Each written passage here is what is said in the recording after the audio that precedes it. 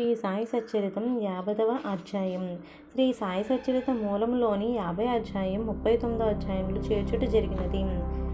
కారణం అందులో ఇతి వృత్తం కూడా నిధియే కనుక సచ్చరితలోని 51వ అధ్యాయం ఇచ్చట 50వ అధ్యాయంగా పరిగణింపబడెను. భక్తుల ఆశ్రయమైన శ్రీ సాయికి జయం కాక. వారు మన సద్గురుడు. వారు మనకు గీతార్థం బోధించెదరు. మనకు సర్వశక్తులను కలుగచేయుదురు. ఓ సాయి, మా యందు కనికరించుము, మమ్ము కటాక్షింపుము. చందన వృక్షములు మలయ పర్వతంపై పెరిగి వేడిని పోగొట్టుకొను.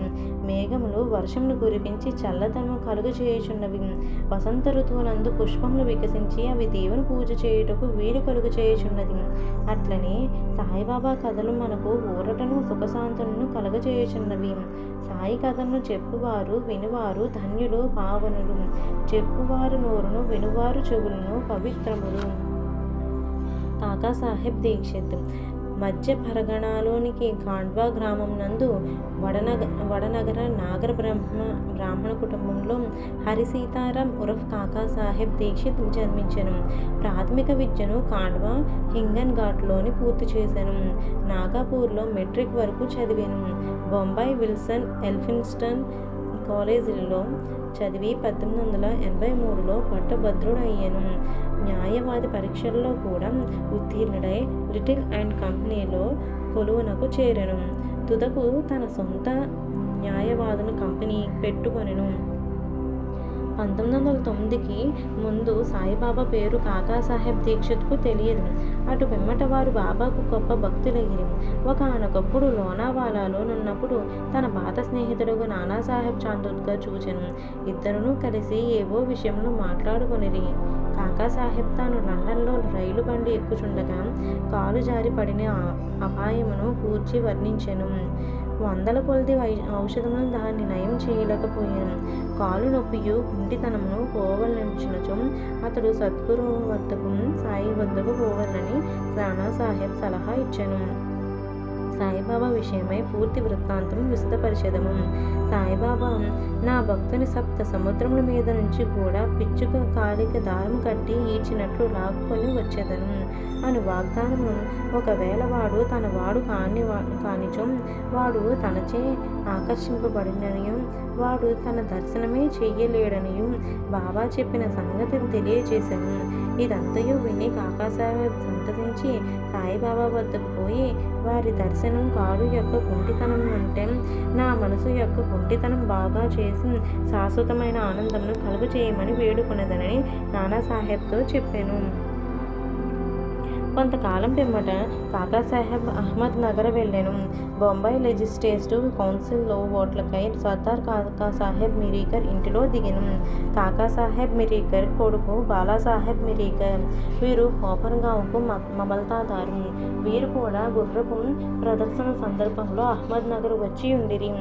ఎలక్షన్ పూర్తి అయిన పిమ్మట కాకాసాహెబ్ షిరిడి పోవ నిశ్చయించుకొనెను. మిరీకర్ తల్లి కొడుకులు వీరిని ఎవరి వెంట షిరిడి పంపనవలె అని ఆలోచించుండిరి. షిరిడిలో సాయిబాబా వీరిని ఆహ్వానించుటకు సిద్ధపడుచుండెను. అహ్మద్ నగర్లో నున్న శ్యామ మామగారు తమ భార్య ఆరోగ్యం బాగా లేదని శ్యామను తన భార్యతో కూడా రావాల్సిందని టెలిగ్రామ్ ఇచ్చిరి. బాబా ఆజ్ఞను పొంది శ్యామ అహ్మద్ నగర్ చేరి తన అత్తగారికి కొంచెంగా నయం ఉన్నదని తెలుసుకొనెను.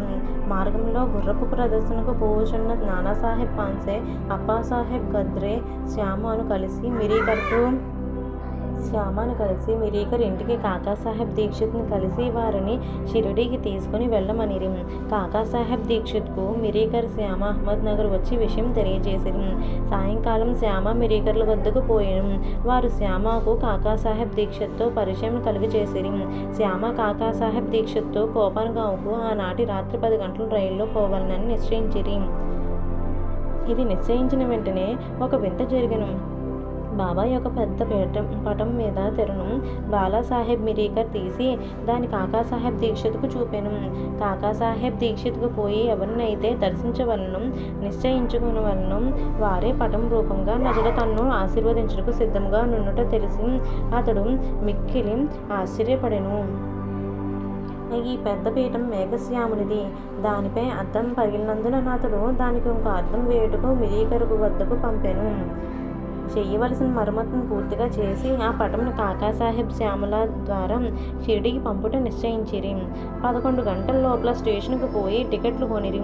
బండి రాగా 10 సెకండ్లు క్లాసు కిక్కిరిసి ఉండుటచే వారికి జాగా లేకుండెను. అదృష్టవశాత్తు కాకాసాహెబ్ స్నేహితుడు అతడు వారిని ఫస్ట్ క్లాసులో కూర్చుండబెట్టెను. వారు సౌఖ్యంగా ప్రయాణం చేసి కోపన్గావ్లో దిగిరి. బండి దిగ్గానే షిరిడీకి పోవుటకు సిద్ధముగా నున్న నానాసాహెబ్ చాందోద్కర్ను చూచి మిక్కిలి ఆనందించిరి. కాకాసాహెబ్ నానాసాహెబ్ కౌగిలించుకునిరి. వారి గోదావరిలో స్నానం చేసిన పిమ్మట షిరిడీకి బయలుదేరి షిరిడీ చేరి బాబా దర్శనం చేయగా నా కాకాసాహెబ్ మనసు కరిగెను. కండ్లు ఆనందభాషంతో నిండెను. అతడు ఆనందంచే పొంగి పొర్లుచుండెను. బాబా కూడా వారి కొరకు తాము కనిపెట్టుకుని ఉన్నట్లు వారిని తోడ్కొని వచ్చుటకై శ్యామను పంపినట్లు తెలియజేశాను.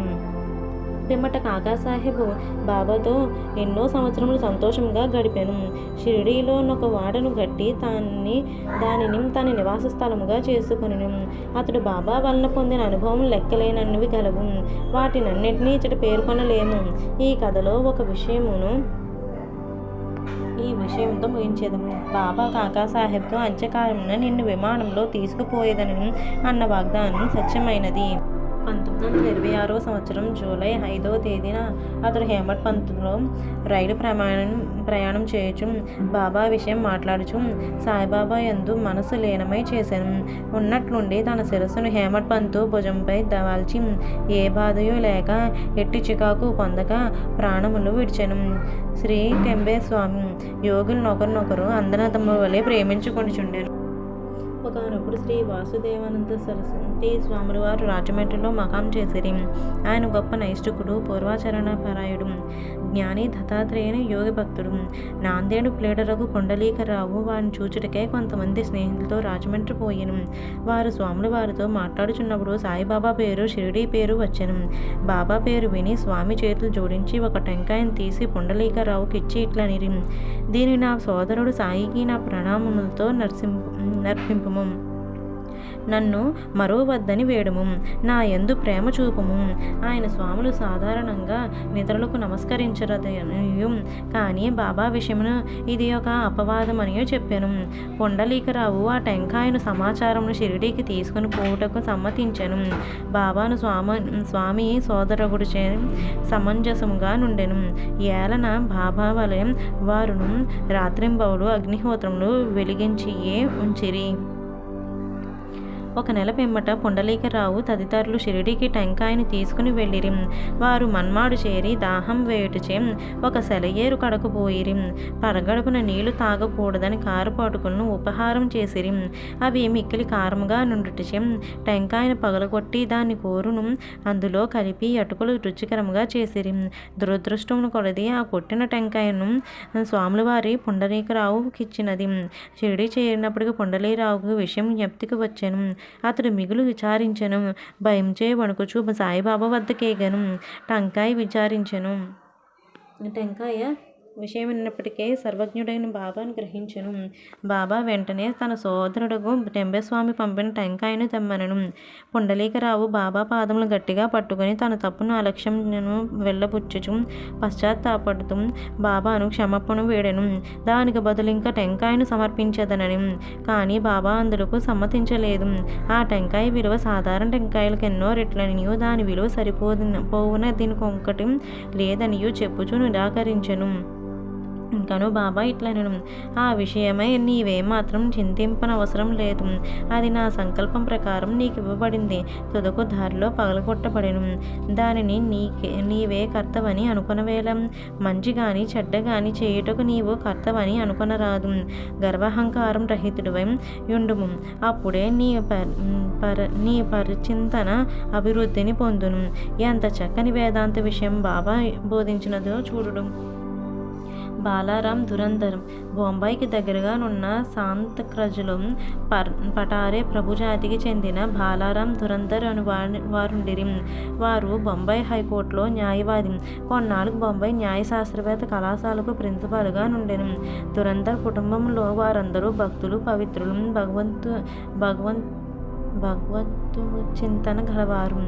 బాలారాం తన జాతికి సేవ చేశాను. ఆ విషయమై ఒక గ్రంథం రాశాను. అటు పిమ్మట తన దృష్టిని మతం ఆధ్యాత్మిక విషయముల వైపు మరల్చాను. గీతను, జ్ఞానేశ్వరుని, వేదాంత గ్రంథములను, బ్రహ్మ విద్యములు మొదలగు వాణ్ణి చదివాను. అతడు కొండరిపురంలో విఠోబా భక్తుడు. అతడికి 1912లో సాయిబాబాతో పరిచయం కలిగాను. 6 నెలల పూర్వం తన సోదరులను బాబ్జూలి ఏనుగు వామనారావును షిరిడీకి పోయి బాబా దర్శనం చేసిరి. ఇంటికి వచ్చి వారి అనుభవములను బాలారాముకు ఇతరులకు చెప్పిరి. అందరూ బాబాను చూడ నిశ్చయించిరి. వారు షిరిడీకి రాకమునుపే బాబా ఇట్లు చెప్పాను: ఈ రోజు నా దర్బారు జనులు వచ్చుచున్నారు. దురంధర సోదరులను తమ రాకను బాబాకు తెలియజేయనప్పటికీ బాబా పలికిన పలుకులు ఇతరుల వల్ల విని విస్మయం పొందిరి. తక్కిన వారందరూ బాబాకు సాష్టాంగ నమస్కారం చేసి వారితో మాట్లాడుచూ కూర్చుని ఉండిరి. బాబా వారితో ఇట్లనెను: వీరే నా దర్బారు జనులు. ఇంతకు ముందు వీరి రాకయే మీకు చెప్పయుంటిని. బాబా దురంధర సోదరులతో ఇట్లనెను: గత 60 తరముల నుండి మనం మొండెరును పరిచయం గలవారు. సోదరులందరూ వినయదేతులతో కలవారు. వారి చేతులను జోడించుకొని నిలిచి బాబా పాదములపై పడి దృష్టిని నిడిగించిరి. సాత్విక భావములు అనగా కండ్ల నీరు కారుట, రోమాంచములు వెక్కుట, గొంతుకు ఆర్చుకొని పోవటం మొదలగును వారి మనస్సును కరిగించెను. వారందరూ రానందించిరి. భోజనములకు అంతరాయం కొంత విశ్రమించి తిరిగి మసీదుకు వచ్చిరి. బాలారాం బాబాకు దగ్గరగా కూర్చుని బాబా పాదములు నొత్తుచుండెను. బాబా చిలుము తాగుచు దానిని బాలారాముకు ఇచ్చి పీల్చుమనెను. బాలారాం చిలుము పీల్చుటకు అలవాటు పడి ఉండలేదు. అయినప్పటికీ దాని యందు కష్టంతో పీల్చెను. దాన్ని తిరిగి నమస్కారములతో బాబాకు అందజేశాను. ఇది ఏ బాలారాముకు శుభ సమయం. అతడు 6 సంవత్సరముల నుండి ఉబ్బసం వ్యాధితో బాధపడుచుండెను. ఈ పొగ అతనికి వ్యాధిని పూర్తిగా నయం చేశాను. అది అతన్ని తిరిగి బాధ పెట్టలేదు. 6 సంవత్సరముల పిమ్మటకు ఒకనాడు ఉబ్బసం మరలా వచ్చెను. అదే రోజు ఆ సమయమందు బాబా మహాసమాధి చెందెను. వారు షిరిడీకి వచ్చినది గురువారం. ఆ రాత్రి బాబా చావడి ఉత్సవం చూచు భాగ్యం దురంధర సోదరులకు కలిగెను. చావడిలో హారతి సమయమందు బాలారాం బాబా ముఖమందు పాండురంగని తేజస్సును, ఆ మరుసటి ఉదయం కాకడా హారతి సమయమందు అదే కాంతిని, పాండురంగ విఠలుని ప్రకాశమును బాబా ముఖమందు గనెను. బాలారాం దురంధర్ మరాఠీ భాషలో తుకారాం జీవితమును వ్రాసెను. అది ప్రకటింపబడక మునిపే అతడు చనిపోయెను. 1928లో అతని సోదరులు దాన్ని ప్రచురించిరి. అందులో బాలారాం జీవితం ప్రప్రథమనగా వ్రాయబడెను. అందువారు షిరిడీకి వచ్చిన విషయమును చెప్పబడి ఉన్నది. శ్రీ సచ్చరితము 51వ అధ్యాయం. ఇది చివరి అధ్యాయం. ఇందు హేమట్ పంతు ఉపసంహార వ్యాఖ్యమును చేశాను. పీఠికతో విషయ సూచికనిచ్చినట్లు వాగ్దానం చేశాను. కానీ అది హేమట్ పంతుకు కాగితంలో దొరకలేదు. కావున దాన్ని బాబా యొక్క గొప్ప భక్తుడని బీవీ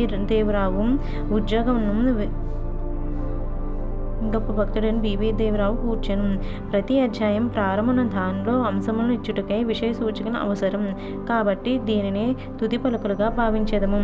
ఈ అధ్యయనం సవరించుటకు, ప్రచురించుటకు పంపుసరికి దేవుడు గారికి ఇది పూర్తిగా వ్రాసినట్లు కనబడలేదు. అచ్చటచ్చట చేతి వ్రాతను పోల్చుకొని కూడా కష్టంగా నుండెను. కానీ అదంతయో ఉన్నట్లుగా ప్రచురింపవలనని వచ్చెను. అందు చెప్పిన ముఖ్య విషయంలో ఈ దిగువ క్లుప్తంగా చెప్పబడినవి. సద్గురు సాయి యొక్క గొప్పతనము. శ్రీ సాయి సమద్గురునకు సాష్టాంగ నమస్కారం చేసి వారి ఆశ్రమును పొందెదము. వారు జీవజంతువులందును జీవం లేని వస్తువులందును వ్యాపించి ఉన్నారు. వారి స్తంభం మొదలు పరబ్రహ్మ స్వరూపం వరకు కొండలు, ఇండ్లు, మేడలు, ఆకాశములు మొదలగనవాలని అన్నిటినీ వ్యాపించుచున్నారు. జీవరాశి దుటను కూడా వ్యాపించి ఉన్నారు. భక్తులందరూ వారికి సమానమే. వారికి మానములు లేవు.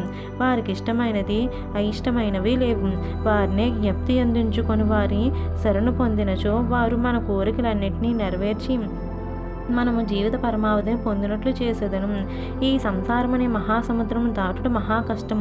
విషయసుఖముల నెడిం కెరటములను దురాలోచనలను ఒడ్డును తాకుచు ధైర్యమును చెట్లను కూడా విరగ్గొట్టుచుండును.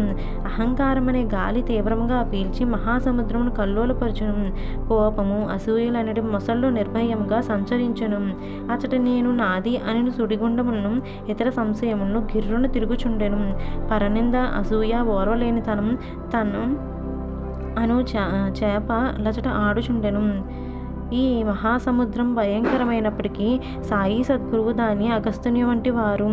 సాయి భక్తులకు దాన్ని భయమేమీ ఉండదు. ఈ మహాసముద్రం దాటుటకు మన సద్గురువు నావ వంటి వారు మనను సురక్షితంగా దాటించెదరు. ప్రార్థన. మనం ఇప్పుడు సాయిబాబా సాష్టాంగ నమస్కారం చేసి వారి పాదములు పట్టుకొని సర్వజనులకు ఈ క్రింది ప్రార్థన చేసేదము. మా మనసు అటు ఇటు సంచారం చేయకుండుగాక, నీవు తప్ప మరేవి కోరుకుండుగాక. ఈ సచ్చరితం ప్రతి గృహమందు ఉండుగాక. దీని ప్రతినిత్యం పారాయణం చేసేదుగాక. ఎవరైతే దీన్ని నిత్యం పారాయణం చేసేదరో వారి ఆపదలు తొలగిపోవుగాక. ఈ గ్రంథమును పారాయణం చేసినచో కలుగు ఫలితం గూర్చి కొంచెం చెప్పెదము. పవిత్ర గోదావరిలో స్నానం చేసి షిరిడీలో సమాధిని దర్శించి సాయి సచ్చరితం పారాయణం చేయుడు ప్రారంభింపము. నీవిట్లు చేసినచో నీకుండు ముప్పటలం కష్టమును తొలగపోవును. శ్రీ సాయి కథలను అలవోకగా విన్నను. ఆధ్యాత్మిక జీవితమును నందు శ్రద్ధ కలుగును. ఇంకను ఈ చరిత్రను ప్రేమతో పారాయణం చేయుచున్నచో నీ పాపములన్నీ నశించును. జనన మరణములని చక్రము నుండి తప్పించుకొనవలెనుచో సాయి లీలను చదువుదము. వానిని ఎల్లప్పుడూ జ్ఞప్తి ఎందుంచుకునము. వారి పాదములనే ఆశ్రయింపము. వానినే భక్తితో పూజింపము. సాయి లీలను సముద్రంలో మునిగి వానికి ఇతరులకు చెప్పినచో నందు కొత్త సంగతులను గ్రహింపగలవు. అవి వినువారికి పాపము నుండి రక్షించగలవు. ఈ శ్రీ సాయి సద్గురు సగుణ స్వరూపమనే ధ్యానించినచో క్రమముగా నది నిష్క్రమించును. ఆత్మసాక్షాత్కారమునకు దారి చూపును. ఆత్మసాక్షాత్కారం పొందుట బహు కష్టము. కానీ నీవు సాయి సగుణ స్వరూపము ద్వారా పోయినచో నీ ప్రగతి సులభమగును. భక్తుడు వారిని సర్వస్వ శరణాగతి వేడినచో అతడు తాను అనే దాన్ని పోగొట్టుకొని అది సముద్రంలో కలిగినట్లు భగవంతునితో ఐక్యమగును. మూడింటిలో అనగా జాగ్రత్త స్వప్న వ్యవస్థలో చేయదనగా యొక్క అవస్థలో వారి యందు లీనమైనచో సంసార బంధము నుండి తప్పుకొందుము. స్నానం చేసిన పిమ్మట ఎవరూ దీనిని భక్తి ప్రేమలతో పూర్తి నమ్మకంతో పారాయణం చేసి వారం రోజుల్లో ముగింతురు. వారి ఆపదలన్నీ నశించగలవు. దీన్ని పారాయణం చేసిన ధనం కోరినచో దాన్ని పొందవచ్చును. వర్తకుల వ్యాపారం వృద్ధి అగును. వారి వారి భక్తి నమ్మకములపై ఫల ఆధారపడి ఉండును. ఈ రెండూ లేనిచో నెట్టి అనుభవమును కలగదు. దీన్ని శ్రద్ధతో పారాయణం చేసినవచో శ్రీ సాయి ప్రీతి చెందును. నీ ఆజ్ఞను పేదరికమును నిర్మూలించి నీకు జ్ఞానమును ధనమును ఐశ్వర్యమును నొసంగును. కేంద్రీకరించిన మనస్సుతో ప్రతిరోజు ఒక అధ్యాయనం పారాయణం చేసినచో అది అపరిమిత ఆనందమును కలుగజేయును. ఎవరు హృదయమును తమ శ్రేయస్సును కోరెదరో వారు దీని జాగరూకతతో పారాయణం చేయవలెను. అప్పుడు అతడు శ్రీ సాయిని కృతజ్ఞతతో సంతసంతో జన్మ జన్మముల వరకు మదిలో నుంచుకొనుము. ఈ గ్రంథము గురు పౌర్ణమి నాడు అనగా ఆషాఢ శుద్ధ పౌర్ణమి నాడు, గోకులాష్టమి నాడు, శ్రీరామనవమి నాడు, విజయదశమి నాడు అనగా బాబా పుణ్యతిథి నాడు ఇంటి వద్ద తప్పక పారాయణం చేయవలెను. ఈ గ్రంథం జాగరూకతతో పారాయణం చేసిన ఎడల వారల కోరికలన్నీ నెరవేరును. నీ హృదయమందున్న శ్రీ సాయి చరణములనే నమ్మిన ఎడల భగవత్సాగరమును సులభముగా దాటగలదు. దీనిని పారాయణం చేసిన ఎడల రోగులు ఆరోగ్యవంతులగుదురు, పేదవారు ధనవంతులగుదురు, అధములు ఐశ్వర్యమును పొందుదురు. వారి మనస్సునందు గల ఆలోచనలన్నీ పోయి తుదకు దానికి స్థిరత్వం కలుగును. ఓ ప్రియమైన భక్తులారా, పాఠకులారా, శ్రోతలారా, మీకు కూడా మేము నమస్కరించి మీకు ఒక మనవి చేయుచున్నాము. ఎవరి లీలను ప్రతిరోజు ప్రతి నెల ఈ మీరు పారాయణం చేసిదరో వారు మరవవద్దు. ఈ లీలను ఎంత తీవ్రంగా చదివెదరో వినెదరో అంత తీవ్రంగా మీకు ధైర్యం ప్రోత్సాహం సాయిబాబా కలుగజేసి మీకు సేవ చేయించి మీకు ఉపయుక్తంగా నున్నట్లు చేయం. ఈ కార్యమందు రచయిత చదువరును సహకరించవలను. వండరులు సహాయమును చేసుకుని సుఖపడవలను. ప్రసాద ఆచనము. ఈ గ్రంథము సర్వశక్తిమయుడైన భగవంతుని ప్రార్థనతో ముగించదము. కారుణ్యమును జూపునని వారిని వేడెదము. ఈ గ్రంథము చదువు భక్తులు హృదయపూర్వకంగా సంపూర్ణ భక్తిని శ్రీ సాయి పాదములందు పొందెదురుగాక. సాయి సగుణ స్వరూపం వారి నేత్రమునందు నిలిచిపోవునుగాక. వారు శ్రీ సాయిని సర్వజీవమునందు చూచెదురుగాక. తదాస్తు. శ్రీ సాయినాథం శ్రీ సాయినాథాయ నమః. జయం సంపూర్ణ.